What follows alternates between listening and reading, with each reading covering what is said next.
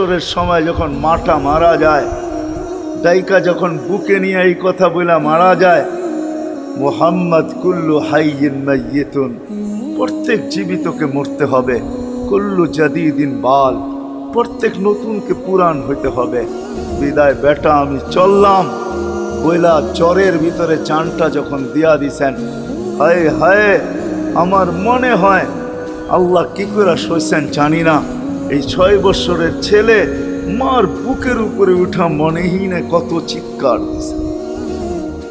এখানে গেলে এরকমই দৃশ্য ভাসে, মনে হয় যে ছেলেটা চিৎকার দিতেছিল, আম্মা আম্মা, বাবাও নাই তুইও নাই, একটা ভাইও নাই, একটা বোনও নাই, কোথায় চলে গেল?